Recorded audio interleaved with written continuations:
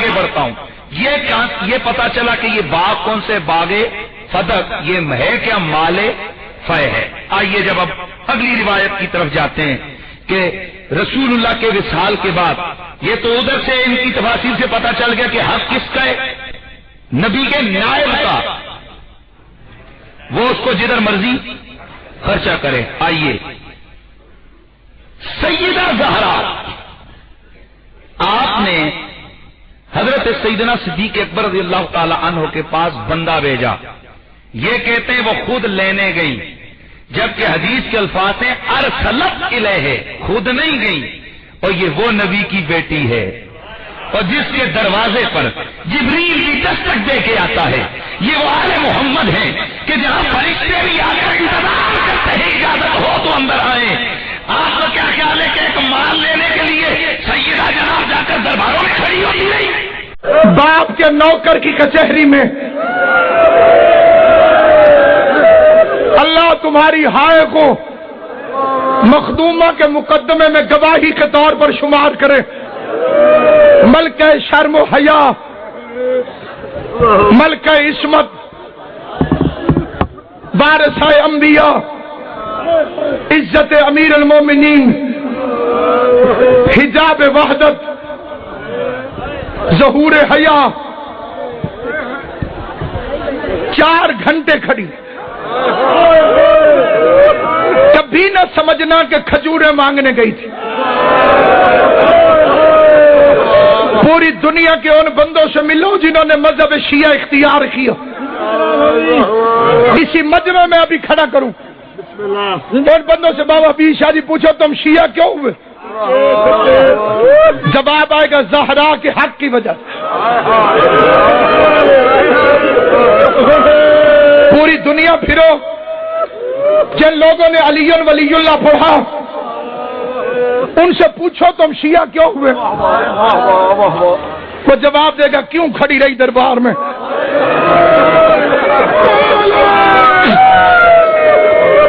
کیوں جھڑکے کھاتی رہی؟ باپ کے نوکروں سے پتہ چلا کھجوریں مانگنے نہیں گئی تھی، تجھے علی ولی اللہ پڑھانے کے لیے کمینے کے دربار میں کھڑی رہی. ملکہ صداقت، اس کے پاک گواہ جھٹلائے گئے.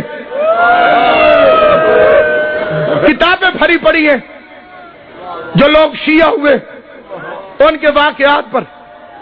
قاضی سعید الرحمان بڑا کٹر متعصب تھا، مولی اسماعیل نے شیعہ کیا تھا. لاہور میں مناظرہ ہوا تھا. 3 دن بعد اسماعیل نے فرمایا قاضی لمبی باتیں نہ کر، میں سمجھ گیا ہوں تیری نیت ٹھیک نہیں. 6 مہینے مناظرہ ہوتا رہے، نتیجہ نہیں نکلے گا. کتابیں ہٹا، وضو کر، سر پہ قرآن رکھ، کعبے کی طرف منہ کر کے بتا بطول دربار سے خالی آئی ہے کہ نہیں آئی؟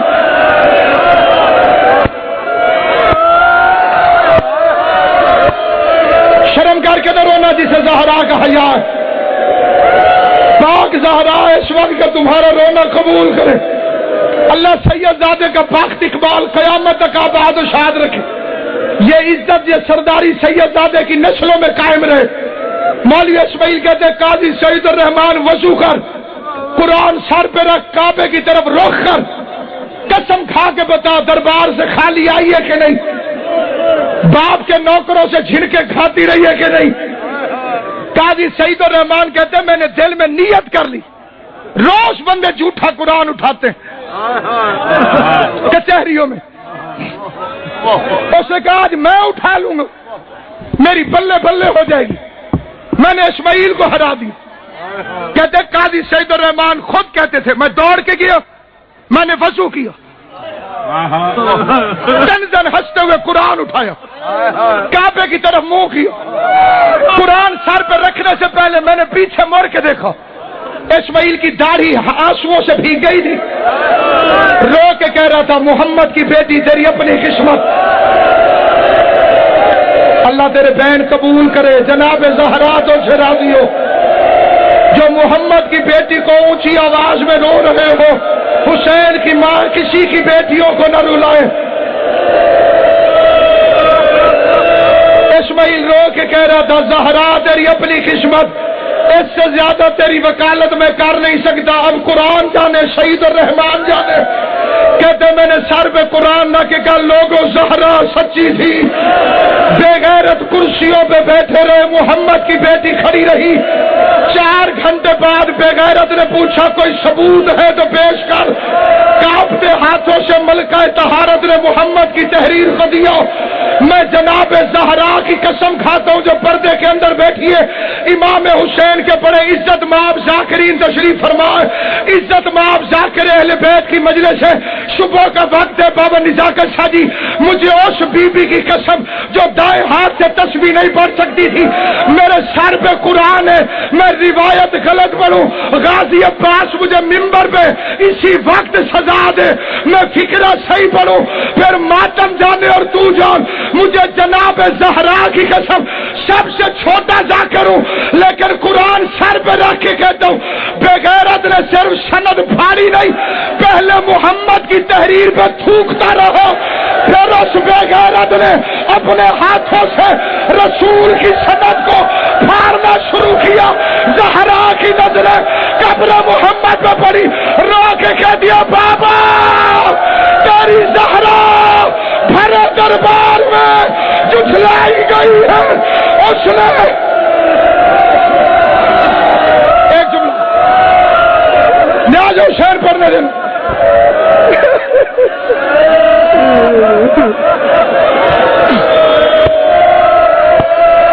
جس کے سینے میں درد ہے ماتم کیوں نہیں کرتا؟ ماتم کرتا کہ فرشتے لکھیں اسے زہرا کے خالی آنے کا درد ہے. 4 گھنٹے میں سارے بال سفید ہو گئے، زہرا کی کمر جھک گئی، بطول سے چلا نہیں گیا. ایک ہاتھ حسن کے کاندھے پہ، ایک ہاتھ حسین کے کاندھے پہ، قرآن کے پرزے چادر میں چنتی رہی. چادر میں چڑھ کے گھر پہنچی، زینب عالیہ نے نہیں پہچانا. امت دروازے پر فاطمہ کو باپ کا پرسہ دینے آئی. 26 ہزار کا مجمع، زہرا کا چھوٹا سا گھر. علی فرماتے میری چھت کو توڑ دیا گیا، میری دیواروں کو گرا دیا گیا. جس بندے کے دل میں علی کی ولایت ہے ہو نہیں سکتا وہ ہائے نہ کرے. پورا مدینے کے بدماش دروازے کو اندر دھکا دیتے تھے، اکیلی زہرا دروازے کو بند کرتی تھی. ایک بے غیرت نے آگ لگائی، دوسرے نے جلتا ہوا دروازے کو ٹانگ ماری.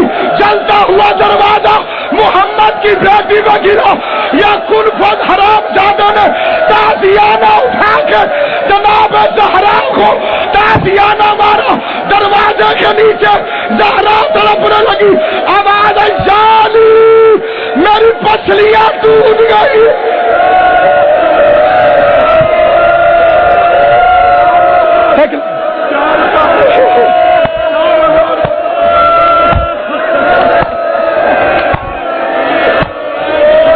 بی بی تمہیں دنیا کے کسی غم میں نہ رلائے. جو رسول کی بیٹی کو مظلومہ سمجھ کے رو رہے ہو، بی بی زہرا تمہارے آنسو قبول کرے. جلتے دروازے کے نیچے زہرا گری. میں نے بیچ کے فکرے چھوڑ دیے. کوئی سید ذاکر ہو تو وہ پڑھے، میری اوقات نہیں ہے. میں سیدوں کی کنیز کا بیٹا ہوں، میری جرت نہیں میں وہ فکرے پڑھوں. کس طرح دروازہ گرا، جلتے دروازے کے پیچھے بسم اللہ. جناب زہرا کا موہر یافتہ ذاکر ہے کہ بلا حاجی ناصر عباس صاحب فرما رہے میں اجازت دیتا ہوں نہ چھپا مجھے بتاؤ. یہ قرآن میرے سر پہ خالی لکڑی کا دروازہ نہیں تھا، اس میں لوہے کی میخیں تھی جو آگ میں گرم ہو گئی.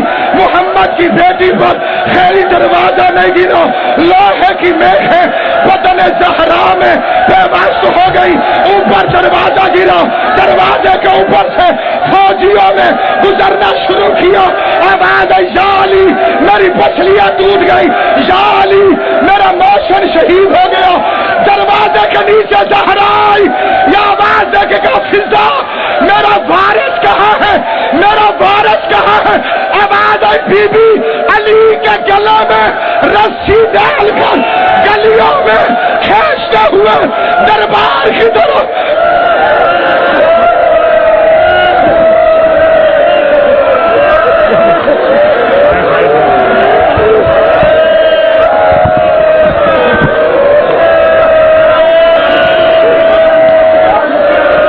ابھی کہہ رہی تھی مجھے ہاتھ نہ لگا, آواز کھول کے کہہ دیا فضا علی کہاں ہے. فضا کی آواز آئی, بی بی علی کے گلے میں رسی ڈال کر اسے مدینے کی گلیوں سے گزارتے ہوئے دربار میں لے گئے ہیں. زہرا تڑپ کے اٹھی, محمد کا امامہ پہنا, محمد کی ابا پہنی, محمد کی کباب پہنی, قبر محمد میں زہرا آئی, جھولی پھیلا کے فکرہ سن. فاطمہ نے امامہ اتارا, زہرا نے بال کھولے, نبی کی قبر پہ ہاتھ رکھا, رو کے کہہ دیے میرا دروازہ چلا, میں نے بد دعا نہیں کی, میرا موشن شہید ہوا, میں نے بد دعا نہیں کی. علی کے گلے میں رسی ہو مجھ سے برداشت نہیں ہوتا. علی دوڑ کے سامنے آئے, ہاتھ جوڑ کے کہا زہرا بد دعا نہ کرنا, تیرے بابا سے میں نے وعدہ کیا تھا میں صبر